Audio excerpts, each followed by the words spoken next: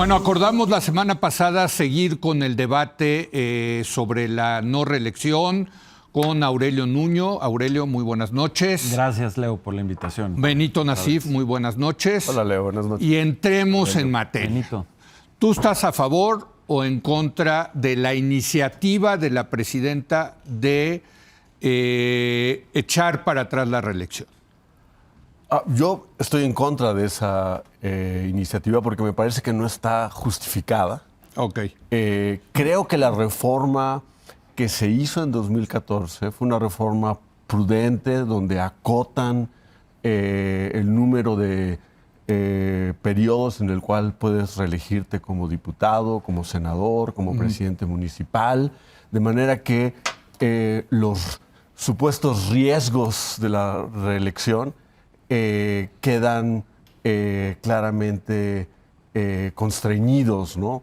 Y que la experiencia muestra, ¿sí?, que hay beneficios que el electorado, que quienes, que la población en general, ¿sí?, puede recibir de tener presidentes municipales, legisladores con mayor experiencia, con un horizonte temporal más largo.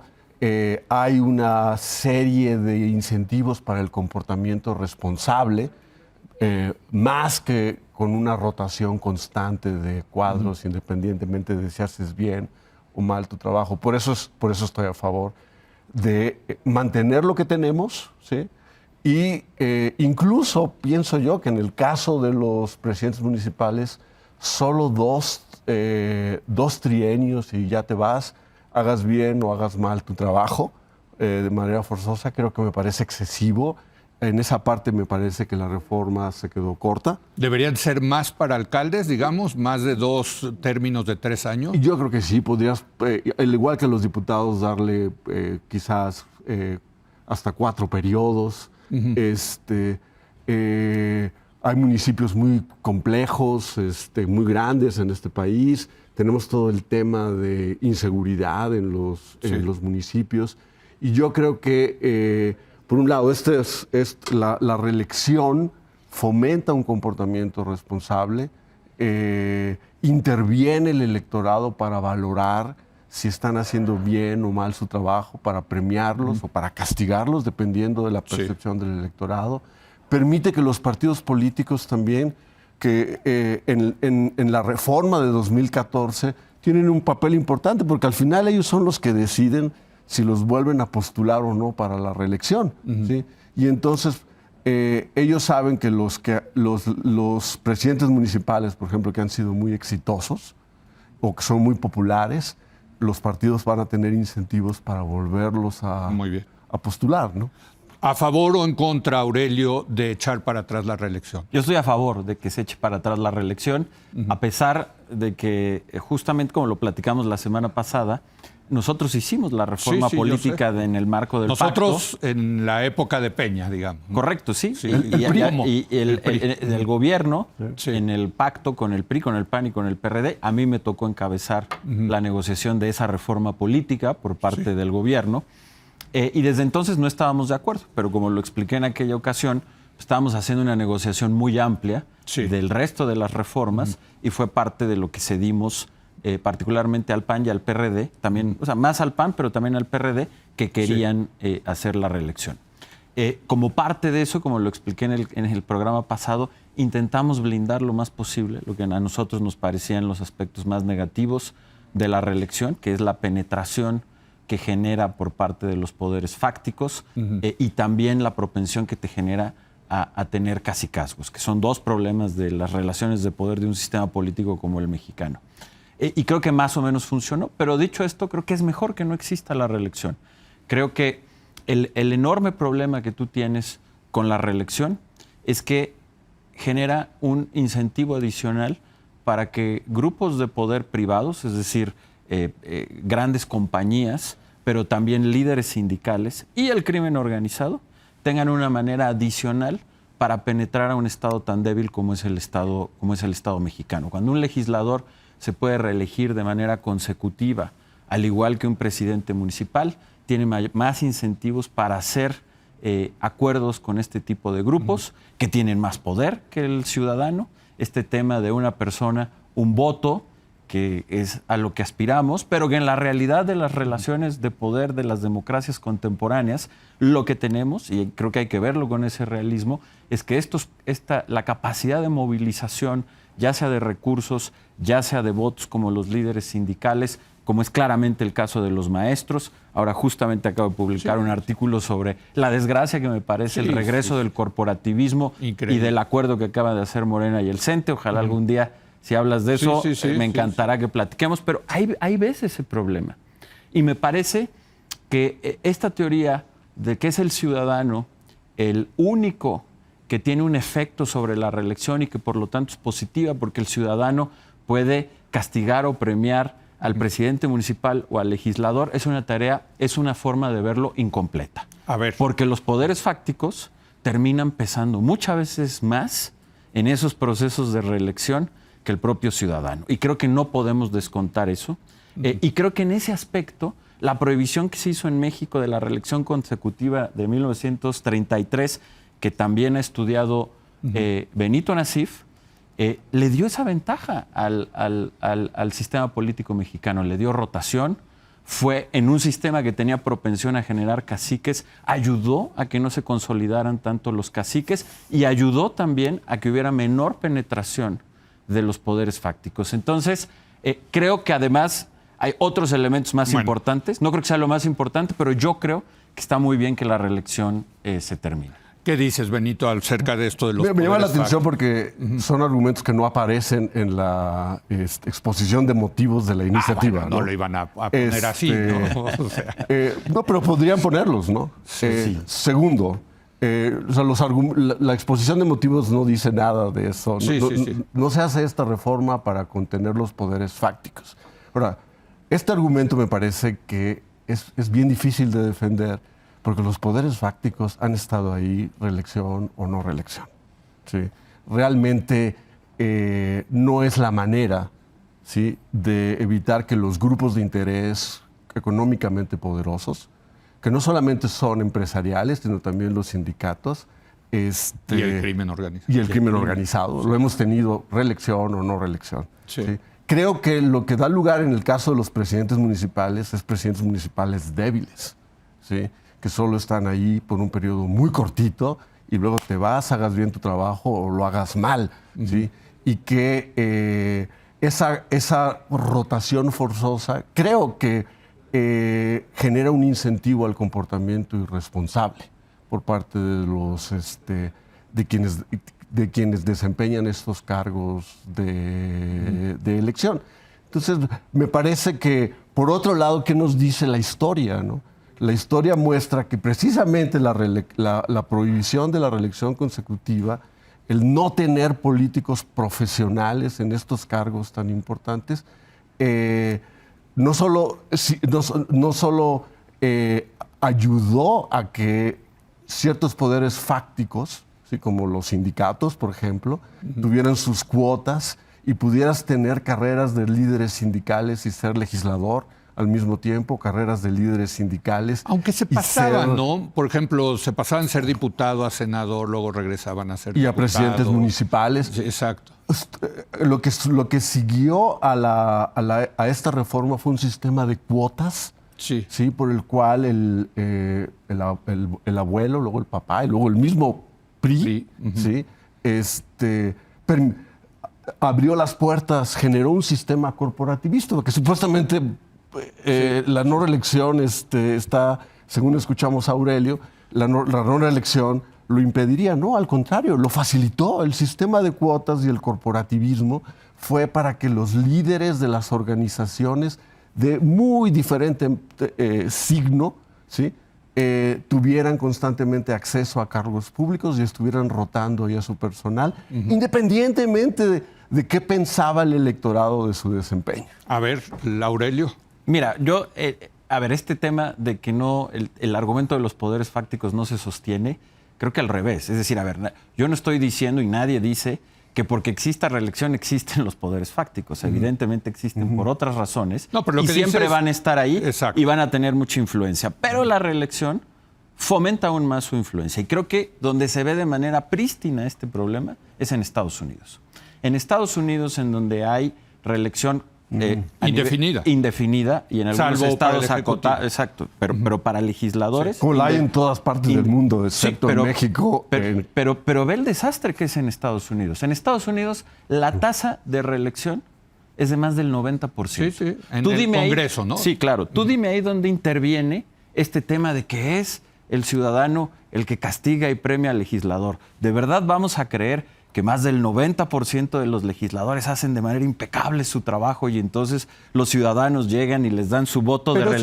Pero sí es cierto, Aurelio, que logras hacer senadores como McCain o Kennedy, que se vuelven una fuerza política, digamos, dentro del sistema político. Sí, ¿no? Pero que también tienen detrás de ellos una base de apoyo que es mucho más importante que la del ciudadano común, que es un arreglo de poderes fácticos, dependiendo el Estado, dependiendo unos u otros, que terminan a través de esos legisladores imponiendo su interés individual al interés colectivo. Te pongo el ejemplo del sindicato de maestros. En Estados Unidos, tienen un acuerdo con el Partido Demócrata desde los años 60. Sí. Ellos son el principal agente en las convenciones del Partido Demócrata, por lo tanto son los número uno al imponer candidatos o al decidir candidatos.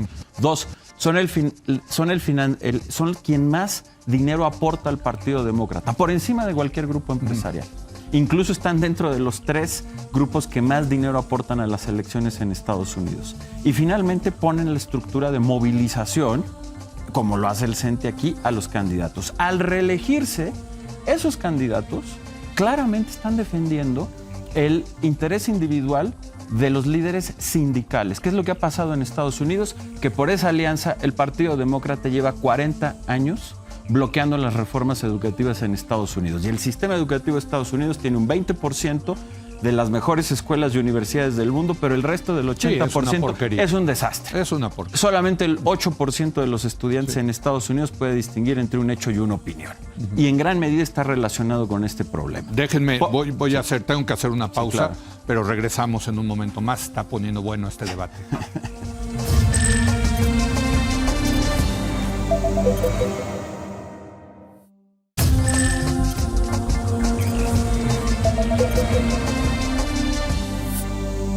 Bueno, un debate muy interesante con Benito Nasif y Aurelio Nuño a propósito de la reelección.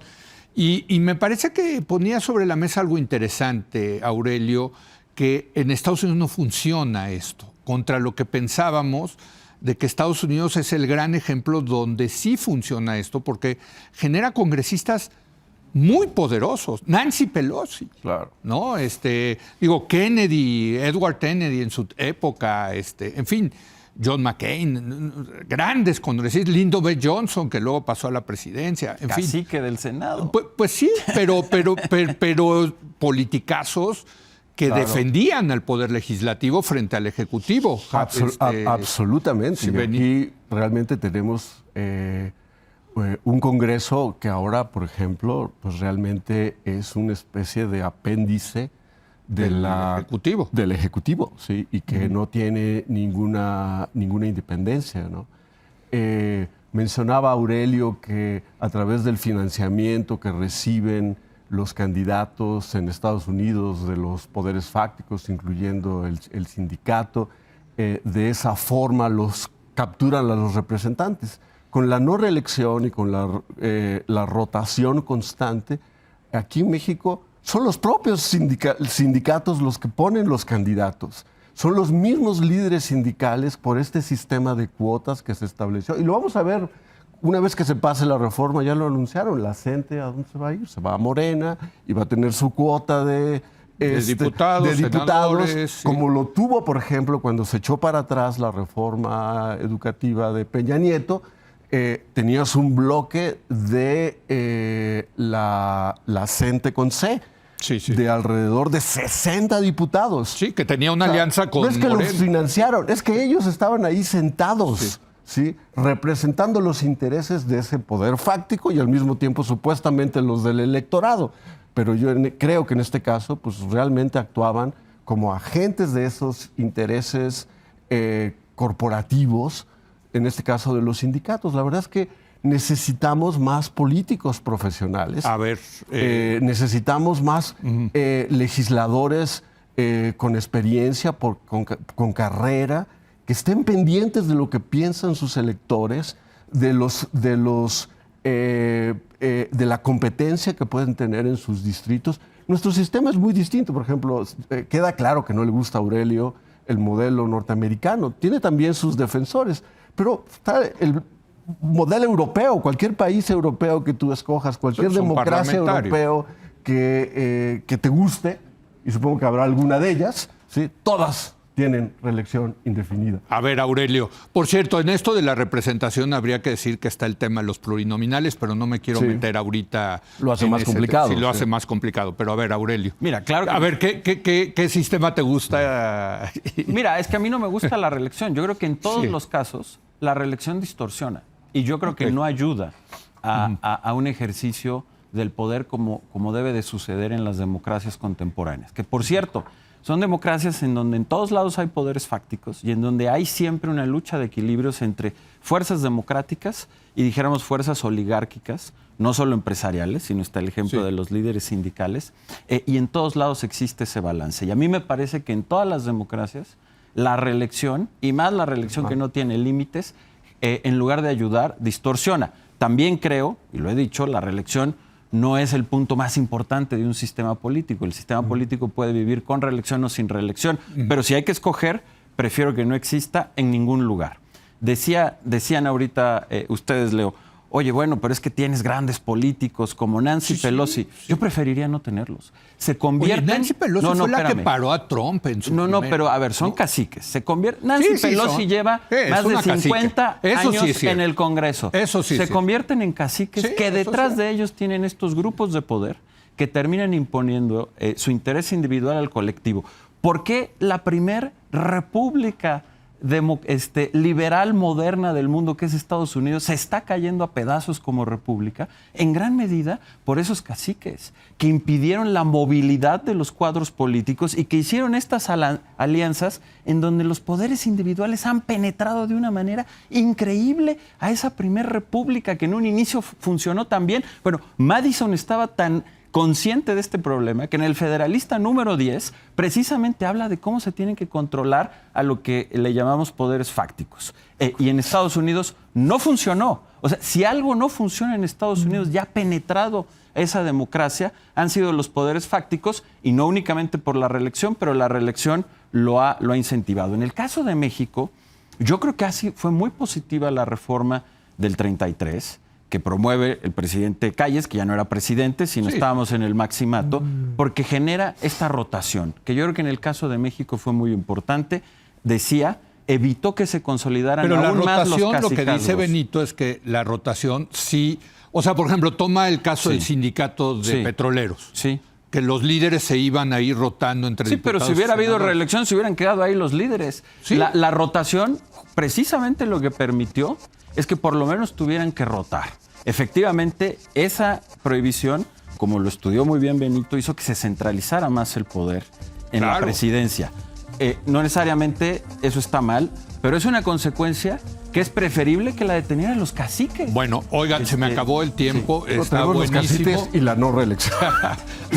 Siempre existieron. Me da mucha pena decirles con la reelección. Que yo me quedo con ganas de seguir debatiendo, pero no quiero que vengan todos los martes. Son los que están rotando a su gente. Invitadísimos, si quieren, les seguimos el próximo martes. No sé, no les quiero imponer en sus agendas, pero encantado. Ya porque a mí me parece fascinante esto que estamos tocando, no solamente de Estados Unidos, sino para México. Correcto. Entonces vamos a ver si arreglamos aquí con Aurelio y Benito que vengan la semana que entra, o si no, en otro día. Gracias, Benito, gracias, Aurelio, y gracias a usted por habernos acompañado. Muy buenas noches.